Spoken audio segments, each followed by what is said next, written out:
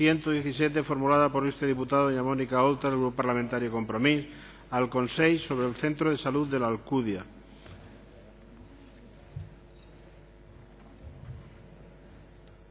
Senyora diputada.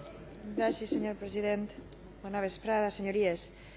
Conseller, comparteix el Consell les retallades imposades per l'empresa que gestiona el Centre de Salut de l'Alcúdia i la resta de centres de la Ribera de tancament per les vesprades, inexistència de substitucions o retard injustificat en les mateixes i que està generant llargues llistes d'espera?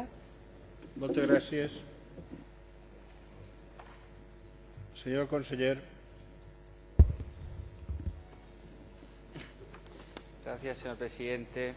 Señoras y señores diputados, señora Oltra, en primer lugar quiero aclarar que en la formulación de la pregunta usted realiza una serie de afirmaciones que en algunos casos son cuestionables y en otros manifiestamente demagógicos, cuando no falsos. La asistencia prestada en el Centro de Salud de Alcúdia, al igual que en el resto de centros de atención primarias adscritos al Departamento de Salud de la Ribera, es la adecuada a la demanda y necesidades de la población del departamento.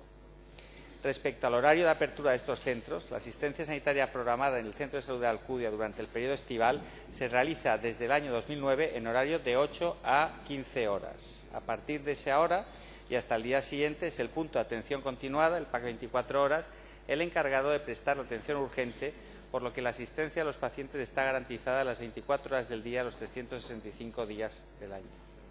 Su señoría habla de inexistencia o retraso injustificado en las sustituciones en este centro y en el resto del departamento. Al respecto, debo decirle que, tras analizar el histórico de consultas, se observa que los recursos asignados durante este periodo de tiempo han sido suficientes, por lo que, antes de empezar el verano, el departamento optó por mantener el horario y el número de sustituciones, que en el caso concreto de Alcúdia han sido tradicionalmente de 2. No obstante, a lo largo de este último verano se han producido una serie de hechos que han condicionado la prestación del servicio. En primer lugar, a principios de julio se jubiló uno de los médicos de familia. La gerencia del departamento nombró un sustituto para cubrir el servicio que este profesional venía prestando. A día de hoy, dicho sustituto ha asumido el cupo de pacientes que el facultativo jubilado venía atendiendo. Por otro lado, también durante el verano, uno de los 2 pediatras del centro, que cubría el servicio mientras su compañero estaba de vacaciones, pidió la baja temporal, por lo que hubo que derivar a sus pacientes al Centro de Salud de Guadassuar. A día de hoy, y tras el alta del citado facultativo, el servicio de pediatría ha recuperado la normalidad. Por tanto, señoría, estamos hablando de una situación meramente coyuntural y no estructural, un problema derivado de unos hechos excepcionales que afectan exclusivamente al centro de Alcúdia y que a día de hoy ya están corregidos. Puede estar segura que dicho centro, igual que en el resto del departamento, todos los pacientes que han necesitado ser atendidos por un problema de salud han recibido asistencia sanitaria indicada en un periodo no superior a 24 horas. Y solo se han pospuesto los servicios de carácter burocrático, es decir, las consultas de aquellas personas que acuden al centro de salud para realizar trámites o gestiones que no exigen una atención inmediata. Incluso en estos casos, la demora máxima no ha excedido los 6 días. Por tanto, señoría, con carácter general, no se han producido esperas significativas en el Centro de Salud de la Alcúdia, ni en el resto de centros del Departamento de Salud de la Ribera, pudiendo considerarse las incidencias como hechos puntuales y derivados de circunstancias excepcionales. Muchas gracias. Muchas gracias, señor conseller. Senyora diputada. Gràcies, senyor president. Pues jo crec que o el que no té la informació bé o el que diu falsetats és vostè. Perquè, mire, a banda que ha reconegut que hi ha hagut en el Centre de Salut de l'Alcúdia un problema aquest estiu, i no una cosa extraordinària, perquè una jubilació és previsible i unes vacances són previsibles, i les substitucions s'han produït quan, des de Compromís per Alcúdia i altres forces polítiques, s'ha denunciat la situació. I la situació no és que les coses s'arreglaven en 24 hores. Tenim testimonis d'entre 7 i 11 dies s'estava tardant en donar una cita en una especialitat de medicina general, del metge de capçalera. Mire, demana hora el dia 1 i me donen per al dia 9. És la segona vegada. La primera vaig tindre que anar a urgències. Això són testimonis reals. Jo avui, 5 de setembre, he tingut que agarrar torn i m'ha sorprès per al dia 15, 10 dies. 10 dies són més de 24 hores, vaja, crec jo, Jo vaig quedar aquesta setmana de l'1 al 5 de setembre i fins al 15 no em donaven cita en Don Francisco, superfort, que si volia que anara a urgències i si no que m'espere. A mi per a 11 dies després jo tinc a la substituta de Don Francisco i així tenim una vintena de testimonis directes que testimonien que la cita per al metge de medicina general, per al metge de capçalera, estava tardant entre 7 i 11 dies, que és prou més de les 24 hores que vostè ha parlat. En pediatria, el mateix. Gent que li va tocar anar a Guadassuar, perquè com un pediatre no estava, va fallar, l'altre tenia que fer-se càrrec de la meitat del cupo d'este pediatre i l'altra meitat se'n tenia que anar a Guadassuar.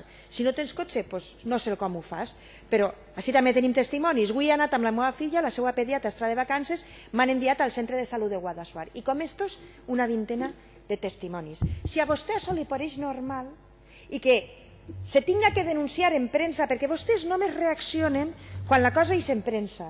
Malestar en l'Alcúdia per les llistes d'espera i l'exigència d'ir al pediatre en Guadassuar. La llista d'espera en el metge aplega els 11 dies en l'Alcúdia. I entonces és quan vostès reaccionen.